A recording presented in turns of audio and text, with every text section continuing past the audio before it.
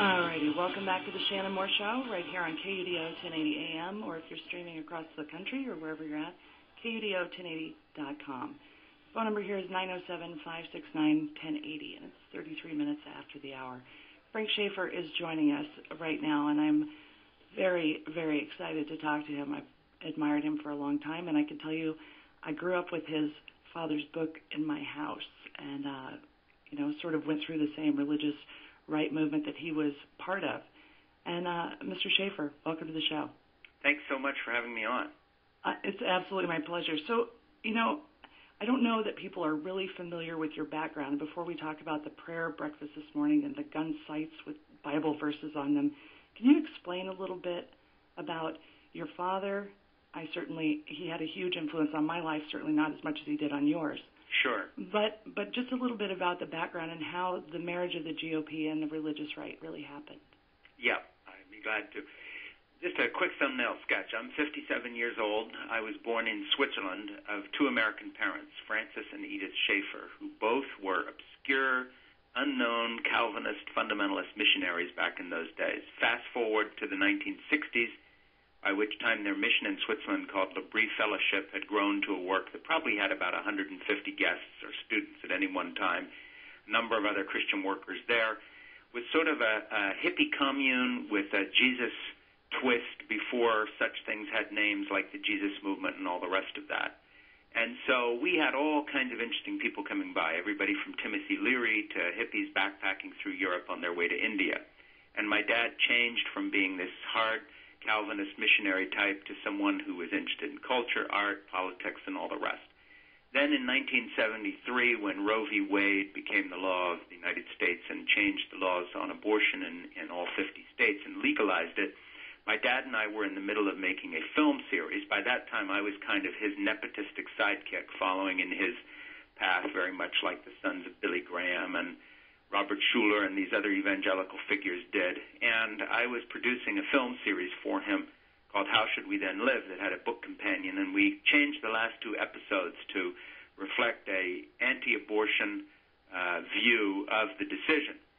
And at the time, we did that simply as part of our series, but that got us into another film series called Whatever Happened to the Human Race that we made with Dr. C. Everett Koop, who then became Surgeon General for Ronald Reagan. Fast forward again, and all of a sudden, a couple of years later, Dad and I are in the White House with the Reagans, the Bush, the Ford family. We've got the Ford kids studying out at L'Abri, my dad's ministry, and we are very much in the driver's seat of what is becoming, at that point, the religious right. And I tell this whole story in my memoir, Crazy for God, how I grew up as one of the elect, helped found the religious right, and lived to take almost all of it back, and then continue in my new book, Patience with God, Faith for People Who Don't Like Religion or Atheism. And so what I've tried to do with these books is really tell people two stories. One, how the religious right got going, what went wrong with it, and then secondly, my own story of what it's like to grow up in this fundamentalist environment and then quit, get out, start life over again, in my case as a movie director and then as a novelist and as a blogger and someone who worked very hard to get Barack Obama elected and so forth, and really just this journey. And then just as you mentioned introducing me a moment ago, to my surprise, people who have read Patience with God, my new book, and Crazy for God, my memoir, began emailing me, and I found that actually there are tens of thousands of people who have had very similar journeys out of either Roman Catholicism or Protestant evangelicalism or whatever, and have moved to a progressive position in their lives, having started out either as converts to a religious group such as the Southern Baptists or whatever it might be that got them hooked up with the Republicans, and they've moved their politics and their faith,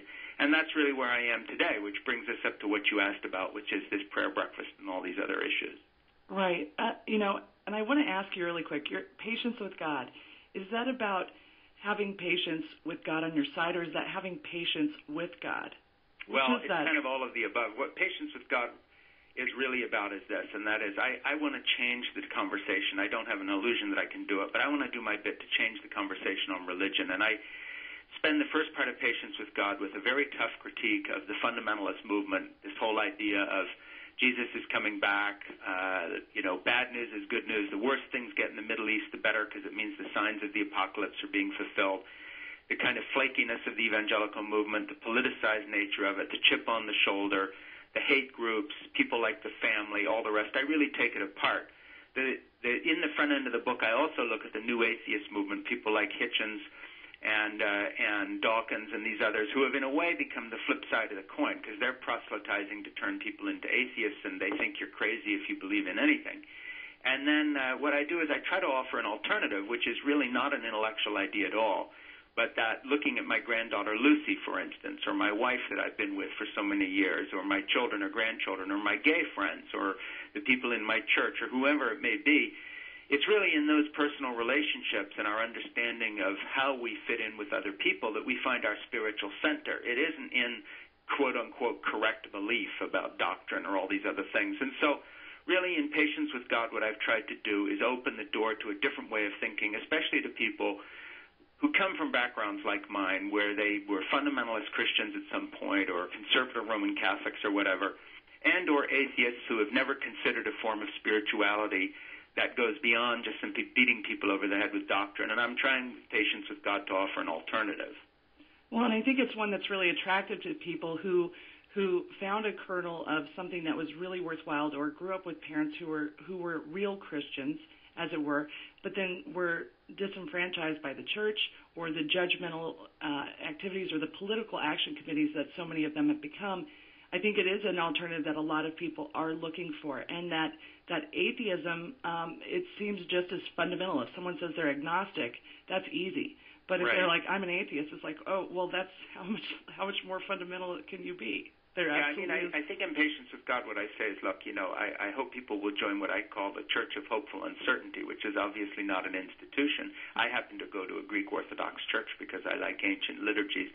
But what I don't like is people who say, look, I'm absolutely certain about this, and you're wrong and I'm right. And essentially that kind of exclusive fix on the truth, whether it's Christopher Hitchens saying everybody who calls themselves religious is an idiot and evil, or whether it's Pat Robertson and his idiocy saying that the Haitians brought their own doom on them by making some mythical deal with the devil 200 years ago, or whether it's, this group, the family in Washington, D.C., running this C Street hostel for what's turned out to be kind of an adulterous club of conservative evangelical Republicans cheating on their wives, who then turn around and back this bill in Uganda that would give the death penalty for being gays. Our choice isn't between Christopher Hitchens and his fury at all people who are religious and, the crazy lunatic fringe of the hard right. I think there's a much better approach, and Patience with God really lays out what I hope is a much more nuanced, tolerant, and open way of looking at spirituality, which